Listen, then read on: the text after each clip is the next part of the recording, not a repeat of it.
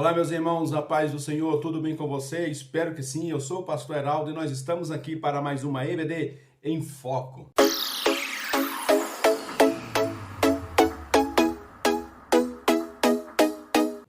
Pois bem, meus amados irmãos, nós estaremos estudando hoje a lição de número 4 da nossa lição dos jovens, das editoras Betel.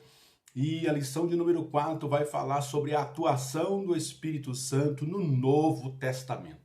Semana passada a gente aprendeu como que o Espírito Santo atuou no Antigo Testamento e agora a gente vai aprender com esta lição qual é a forma que o Espírito Santo atua já no Novo Testamento.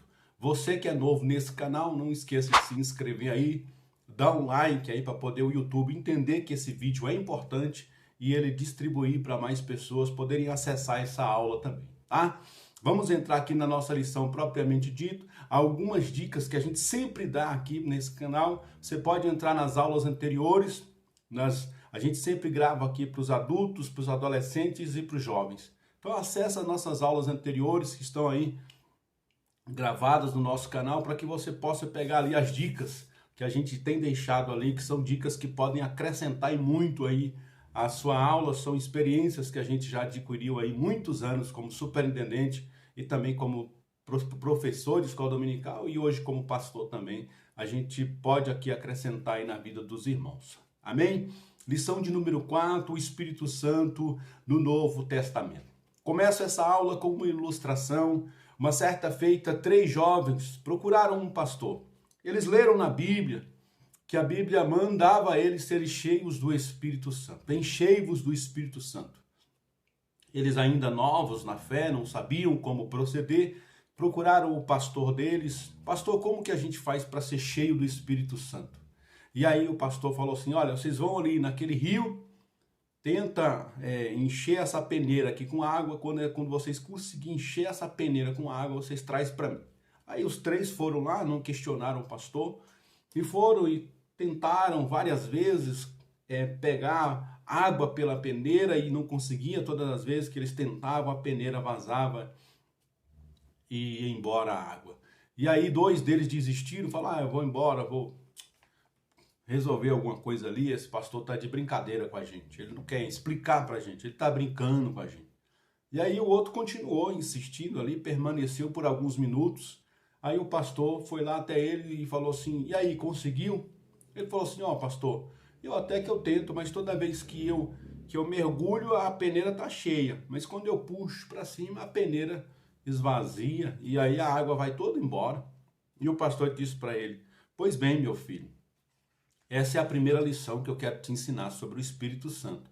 Para a gente ser cheio do Espírito Santo, na verdade, a gente precisa permanecer mergulhados na presença do Espírito Santo. Toda vez que você mergulha na presença do Espírito Santo, o Espírito Santo te enche. Então esse é o segredo. Nunca saia da presença de Deus. Nunca saia da presença do Espírito Santo. Porque toda vez que você sair da presença de Deus, do Espírito Santo, ele vai sair da sua vida, assim como essa água sai da peneira. Mas assim como a peneira, ela fica submersa sobre a água e ela ficará cheia de água, somente submersa, assim o Espírito Santo vai estar na nossa vida, só enquanto a gente estiver completamente mergulhados na sua presença, né? Que nós possamos levar essa ilustração aí, é uma dica que a gente dá para levar para a turma, para poder ensinar para eles como que a gente vive uma vida cheia do Espírito Santo. Pois bem, lição de número 1, o Espírito Santo no Novo Testamento. Nós estamos aqui com Atos capítulo 2, versículo do 1 ao 13.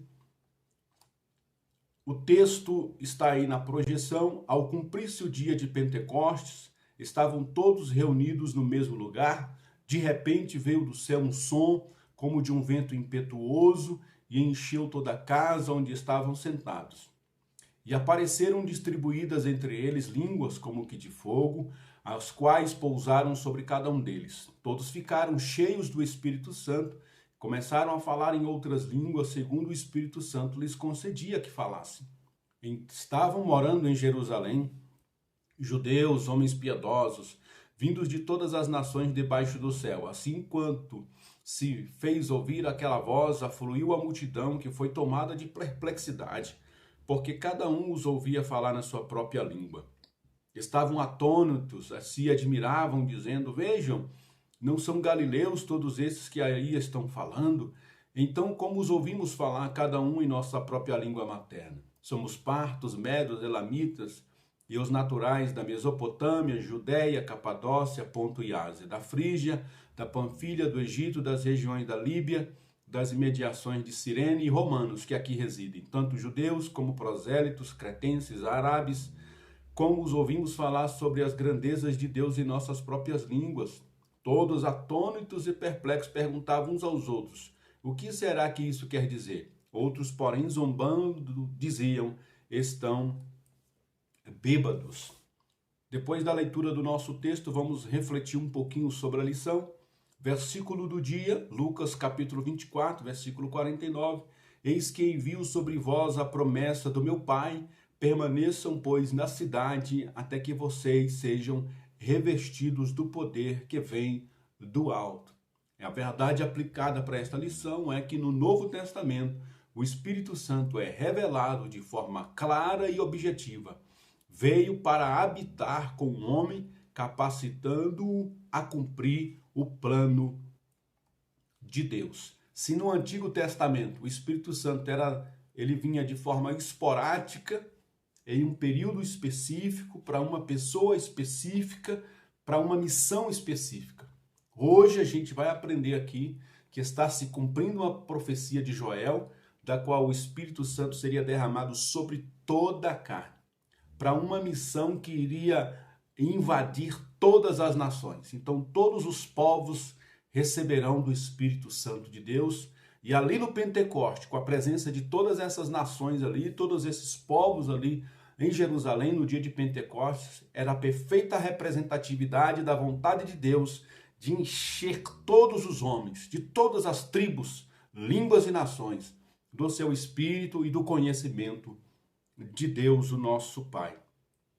E aqui na lição também, antes de nós entrarmos aí na introdução, há um momento de oração que eu gostaria também que a gente utilizasse aí para essa lição. E ele ordena que a gente ore a cada dia e ore pelos nossos alunos para que a gente tenha uma vida cheia do Espírito Santo. Então é isso que eu quero deixar aí como recomendação. No início da aula, no final da aula, ore a Deus para que Deus possa visitar ali com o Espírito Santo. Quem sabe aí os jovens, os adolescentes da sua turma que não são batizados com o Espírito Santo, quem sabe é nessa aula, quem sabe é com essa lição que eles vão receber o Espírito Santo. Tenha fé para isso, professor. Ore, jejue, consagre a sua vida, pergunte para eles, ligue para eles, peça para eles jejuarem, orarem, consagrarem suas vidas e leve ali uma palavra de Deus ao coração deles, e você com certeza pode ter ali uma bela de uma surpresa e a visitação do Espírito Santo, porque nós estamos falando sobre ele, mas também estamos com a presença dele ali na nossa vida, e ele pode nos encher dessa presença, basta que a gente ore intensamente a ele. Aí na introdução eu trouxe esses slides com duas figuras, e a primeira figura ela representa Jesus reunido com seus discípulos, e de maneira profética a lição diz que o Espírito Santo é soprado na vida dos discípulos. Então Jesus ali dá uma pequena amostra daquilo que seria feito com eles e com todos aqueles que estivessem ali no cenáculo, reunidos aguardando a promessa do Senhor. E a outra imagem é justamente o cumprimento dessa palavra e o cumprimento da profecia de Joel, de que o Espírito Santo seria derramado sobre todas as pessoas, sobre todas as nações, sobre todos os povos. E eles estavam representados ali por aquelas pessoas que estavam reunidos ali em Atos, capítulo de número 2. Vamos agora para o tópico de número 1, falar sobre a atuação do Espírito Santo no Pentecostes. Ali a ação do Espírito Santo, eu coloquei duas imagens que vão representar aí. A primeira imagem é a imagem do profeta Joel, e o profeta Joel representa ali ainda a promessa. É apenas uma promessa futura do derramamento do Espírito Santo sobre toda a carne. Já nessa segunda imagem, a gente está representando aí que o Espírito Santo veio de fato na vida daquelas pessoas, produzindo ali mais de 3.000 pessoas cheias do Espírito Santo, batizadas nas águas, cheias da presença de Deus. E a Bíblia diz que elas perseveravam em oração, na comunhão, no partir do pão, em cada alma havia temor. Eram pessoas que haviam sido alcançadas pelo Evangelho, transformadas através do batismo nas águas e estavam cheias do Espírito Santo. O que era apenas uma promessa, tópico 1.1, se revela agora o cumprimento cabal dessa promessa, tópico 1.2, e o Espírito Santo então toma todas aquelas pessoas que estavam ali naquele ambiente. A lição vai nos levar agora para o tópico de número 2. Nós vamos ver aí o Espírito Santo na vida dos apóstolos. Então, daquelas pessoas que receberam a presença do Espírito Santo, ali, Atos capítulo 2 e no Pentecostes, mais de 3.000 pessoas no total se converteram, batizaram, foram cheios do Espírito Santo. Todas elas começaram a se espalhar pelas nações. Então, na vida dos apóstolos, agora a lição vai propriamente falar especificamente o que aconteceu com esses homens a partir do momento que ali, em Atos 2, eles foram tomados pela presença do Espírito Santo. Tópico 2.1 vai falar que eles tiveram uma vida de testemunho. Eles foram envolvidos pelo dínamo de Deus, o poder do Espírito Santo veio sobre estes homens, homens simples, pescadores, homens simples, homens do povo, homens pais de família, homens que até então eram homens que estavam com medo da perseguição, homens que estavam receosos porque o seu mestre havia morrido, mas homens que estavam ali agora revestidos do poder do Espírito Santo, e eles passaram a transformar aquela geração, a mudar aquele contexto, aquele panorama, porque a presença do dínamos, o Espírito de Deus, o poder de Deus, havia descido sobre eles. E o 2.2 vai dizer que são missionários dirigidos pelo Espírito Santo. Então, os apóstolos, não só os apóstolos, mas muitos irmãos foram levados através do Espírito Santo para diversas partes do mundo. Esse slide aí representa o mundo inteiro daquele tempo, foi totalmente dirigido pelo Espírito Santo, e o Espírito Santo levou as pessoas a essas regiões através da perseguição. As pessoas iam para essas diversas localidades e eles tinham que fugir, e no que eles estavam fugindo, eles estavam, na verdade, indo levar a palavra de Deus. Na nossa lição está escrito assim, Pedro, cheio do poder, levou o evangelho à casa de Cornélio depois de um direcionamento do Espírito Santo. Atos 10, 19, 21. Felipe, também através de uma direção do Espírito Santo, foi para um caminho que o conduzia até Gaza, que estava deserta. Ele evangelizou um etíope e este até foi batizado. Atos 8, 26. Paulo empreendeu 3 viagens missionárias, levando o evangelho aos judeus, nas sinagogas e depois aos gentios. Somente em obediência ao Espírito Santo é que obteremos êxito na grande comissão. Com certeza, a vontade de Jesus é que todos o conheçam. A vontade do Pai é que todos conheçam o Filho, e a vontade do Pai de que todos conheçam o Filho. Agora a missão será do Espírito Santo de convencer os homens do pecado, da justiça e do juízo. Então ele levanta os seus apóstolos, levanta a sua igreja, para que essa mensagem seja espalhada e chegue até os mais longínquos espaços da terra, onde há uma pessoa habitando. O Espírito Santo vai trabalhar na vida de alguém, para esse alguém levar essa palavra para aquela pessoa que precisa do Evangelho. Tópico de número 3, o Espírito Santo e os livros do Novo Testamento. Então o Espírito Santo ele enche os apóstolos, enche os discípulos, e eles se espalham e espalham assim o Evangelho por todos os cantos. Mas só que chegaria um tempo em que esses homens iriam morrer, eles iam passar. E com eles ia morrer também a palavra que estava com eles. E aí as pessoas iam passando de pessoa para pessoa, uma transmissão oral, mas essa transmissão com o tempo ela iria se perder. Sabedor disso e com a sabedoria do Espírito Santo, nós entendemos que o Pai então providencia homens cheios do Espírito Santo para escreverem aquilo que nós temos como o Novo Testamento. Homens que foram cheios do Espírito Santo, escreveram o Antigo Testamento, e agora nós vamos ver que também o Espírito Santo capacitou esses homens a escreverem também o Novo Testamento. Nós vamos ver aqui no 3.1 que eles foram capacitados para escrever os Evangelhos e Atos dos Apóstolos. Deus dirigiu para que Mateus escrevesse o livro que tem a sua autoria e ele se referisse a Jesus como o rei. Então ele vai escrever para judeus, para alcançar os judeus, para dizer que Jesus é a promessa que estava no Antigo Testamento e estava se cumprindo agora no Novo Testamento.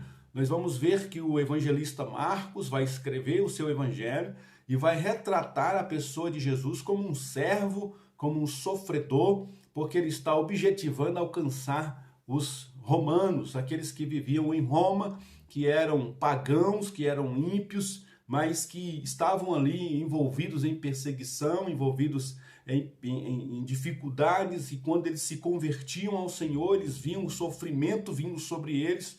Então o evangelista Marcos vai escrever para esta igreja que está em Roma, perseguida, e eles têm que olhar para Jesus e ver Jesus um servo sofredor, que do nascimento até a sua morte não teve paz, o tempo todo lutando, o tempo todo sendo perseguido, o tempo todo trabalhando, mas o tempo todo ele cumprindo a missão de Deus. Por isso eles, os irmãos que estavam em Roma, não podiam desistir da fé.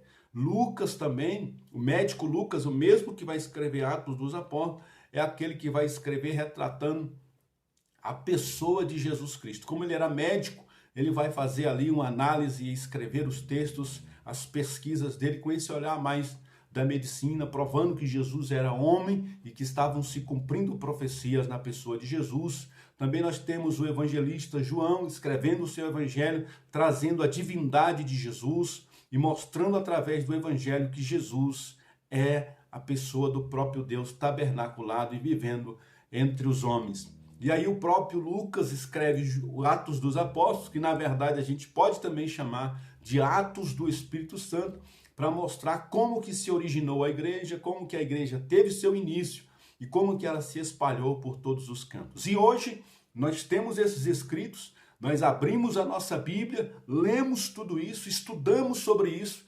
graças ao Espírito Santo e graças a esses homens que se permitiram mergulhar no Espírito Santo e foram cheios da presença de Deus. E aí o próximo slide vai falar, na continuação do tópico de número 3, que os escritores também vão escrever agora as cartas e o Apocalipse. Além dos evangelistas que escrevem os evangelhos, e Lucas, que escreve, além do evangelho de Lucas, ele vai escrever também Atos dos Apóstolos ou Atos do Espírito Santo. Nós vamos ver Deus levantando o apóstolo Paulo para escrever ali praticamente a mais da metade das cartas do Novo Testamento. Nós vamos ver o Espírito Santo levantando João para escrever uma carta profética do Apocalipse.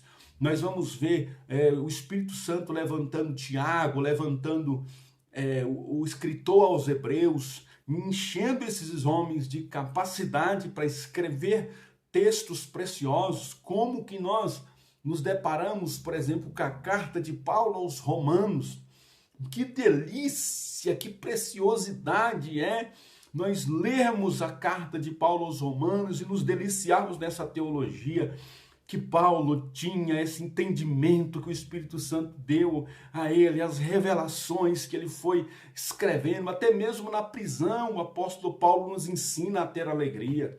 Como que o Espírito Santo é maravilhoso. E hoje nós temos um texto tão precioso, nós temos um texto agora completo, não vai mais só até Malaquias, agora nós temos o Antigo Testamento até Malaquias, e nós temos agora a continuidade de Mateus, Apocalipse. Como que se iniciou essa jornada do homem em Gênesis, e como que a jornada do homem vai finalizar em Apocalipse. O Espírito Santo de Deus providenciou para mim e para você uma escritura perfeita, inerrante, da qual nos revela o amor de Deus, a providência de Deus, o cuidado de Deus para conosco, que nós possamos viver uma vida cheia do Espírito de Deus, para que Ele possa continuar revelando a verdade dele ao coração dos homens, porque o que está escrito e é suficiente para a nossa salvação. Mas o Espírito Santo quer continuar revelando a sua vontade, a sua verdade